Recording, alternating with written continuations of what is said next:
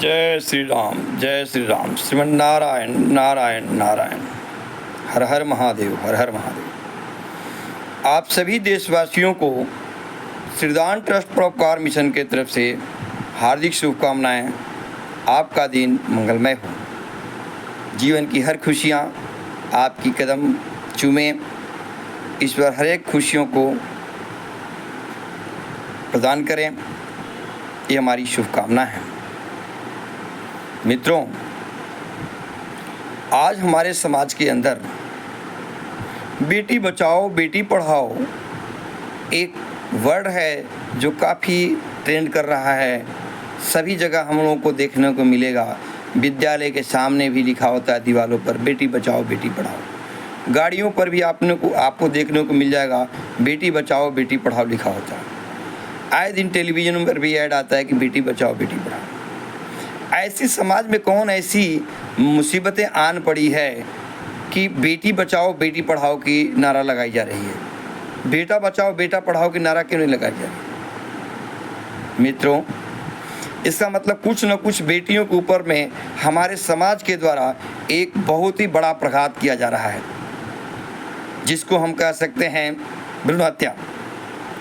भ्रूण हत्या जैसी पाप जो है वो हमारे समाज के ही लोग कर रहे हैं। मैं वैसे सभी नीच बुद्धि वालों से कहना चाहूँगा कि बेटियां जो है वो सृष्टि की जननी हैं। तुम उसको एकमात्र बेटी तक मत समझो।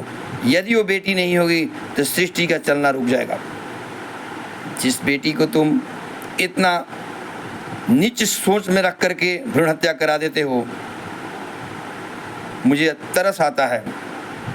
मुझे उस मानव जातियों की ऐसे सोच वाले को पर तरस आता है।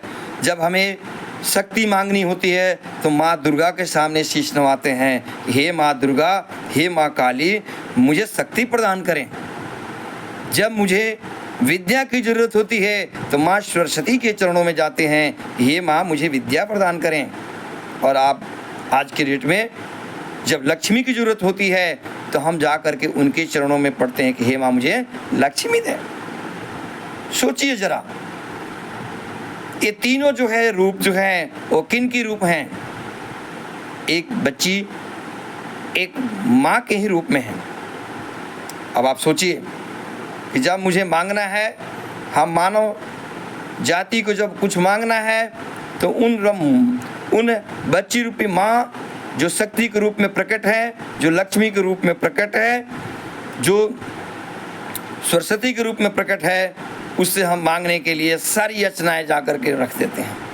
लेकिन वही माँ जब गर्भ के अंदर एक लक्ष्मी के रूप में आती है, एक सरस्वती के रूप में आती है, एक शक्ति के रूप में आती है, तो उसका हम एक्सेप्ट नहीं करते हैं। एक आम तुच्छ बेटी समझ करके, बोझ समझ करके, भार समझ करके और उसकी भ्रूण हत्या करवा देते हैं। मैं उन तमाम सभी साथियों से कहना चाहूँगा कि भ्रूण हत्या इस दुनिया का सबसे बड़ा पाप है। इससे बड़ा पाप धरती पर नहीं हो सकता है। मेरे साथियों, आप जगें। मानव तन 84 करोड़ योनियों में भ्रमण होने के बाद मिलता है और इस तन को प्राप्त करने के लिए स्वयं देवता भी लालायित होते हैं। और आज हमारी मनुष्य की बुद्धि इतनी भ्रष्ट हो गई है, इतनी गिर चुकी है कि हम इस विषय को नहीं सोच सकते कि जो हमारी सृष्टि की जननी है, हम उसको जड़ से मिटा रहे हैं। आए दिन हमारे समाज के अंदर में हर क्षेत्र, हर स्टेट में लड़कियों के अनुपात दिन प्रतिदिन निरंतर गिरते जा रहा है। सोचिए कि आए दिन जो हम लोग को समाज में जो देखने को मौका मिल रहा है कि कहीं बलात्कार हो रहा है, कहीं रेप हो रहा है, कहीं इस तरीके की चीज़ें विस्फोट हो रही है, उसका रीज़न क्या है? लिंगानुपात। जब लिंगानुपात में बहुत बड़ा अंतराल हो जाएगा तो उसकी विस्फोट हमारे समाज में ही होती है और उसका जिम्मेवार हमारे समाज के ही लोग हैं।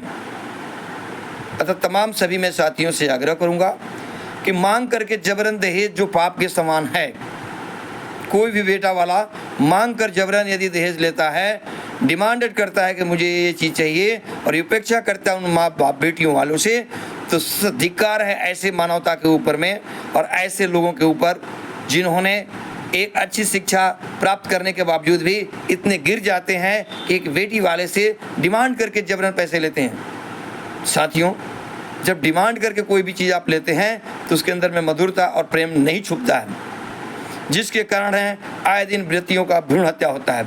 यही रीज़न है। वो माँ बाप डरा होता है उन स्थितियों में जब कोई उसको मदद नहीं करता है। जिस टाइम वो शादी के मौका आती है उस बिंदु उस टाइम के ऊपर में हर एक आदमी अपना अपना हाथ खींच लेता है। अब बताइए एक अकेला माँ बाप क्या करेगा? सबसे बड़ा दुश्मन यदि है तो दहेज प्रथा है। यदि किसी ने दहेज जबरदस्त मांगा है तो वो एक समाज के अंदर में बहुत बड़ा अपराध का काम किया है। ऐसे अपराधियों को दंड मिलनी चाहिए। और मैं तमाम बुद्धिजीवी वर्गों को कहूँगा कि आओ मिलकर शपथ लें कि ना दहेज लेंगे ना दहेज देंगे। जो डिमांडेड दहेज होगा, जो जबरन मांग करके ली जाएगी, वैसे दहेज को हम विरोध करेंगे। ऐसे घरों में हम अपनी बेटियों की शादी नहीं करेंगे। ये संकल्प के साथ में हम समाज के अंदर उतरते हैं। देखिए वो दिन दूर नहीं है कि बहुत कम टाइम में आप सबको देखने को मिलेगा कि एक दिन सबके अंदर ये चीज़ें एज ए धारा प्रवाह के रूप में जो है वो प्रवाहित होने लगेगी। सबके दिलों में एक गूंजने लगेगा कि दुल्हन ही दहेज है, इससे बड़ा कोई दहेज नहीं हो सकता है। साथियों, जिस माँ बाप ने अपने कलेजे को टुकड़ा पोस पाल करके और उस बेटी को 18 से 20 साल के बाद आपके लिए आपके फैमिली में सदैव हमेशा हमेशा के लिए कन्यादान कर देता है, मित्रों इससे बड़ा धरती पर कोई दान नहीं हो सकता है।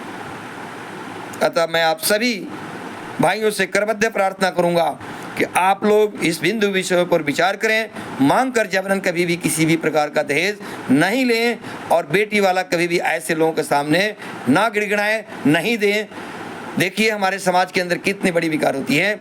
और श्रीदान ट्रस्ट आप सभी से एक अनुरोध करते हैं कि आप अपने जीवन काल में 3 चीज़ों का संकल्प लें और ये सभी को प्रेरित करें। मेरे दोस्तों, मेरे भाइयों, ये बात करने के लिए पहला है कि कोई भी धरती का कोई भी मानव भ्रूण हत्या ना कराएं, बच्चियों का भ्रूण हत्या ना कराएं। इससे बड़ा पाप, इससे बड़ी कोई चीज़ नहीं हो सकती है। और मैं तमाम चिकित्सकों को, उन तमाम डॉक्टरों को कहूँगा कि देखिए आप एक भगवान के दर्जा लेकर के आप कार्य कर रहे हैं इस धरती लोक पर। आप भी कुछ भी नहीं लेकर के जाइएगा और प्रभु के पास आपको भी जाना है। आप आगे जाकर क्या मुंह दिखाइएगा और क्या जवाब दीजिएगा, आप जरा सोच लीजिएगा। बुद्धिजीवी वर्ग होने के कारण मैं आपको कह रहा हूँ कि आप एक चंद पैसे के लालच में यदि आप भ्रूण हत्या कराते हैं तो आपसे बड़ा हत्यारा कोई हो ही नहीं सकता है। मैं तमाम सभी डॉक्टरों और चिकित्सकों को कहूँगा कि यदि पैसे के आड़ में उसने भ्रूण हत्या करता है तो उससे बड़ा पाप ही नहीं हो सकता है। उसकी पाप का भागी वो उसको भुगतना पड़ेगा और इसी धरती लोक पर भुगतना पड़ेगा।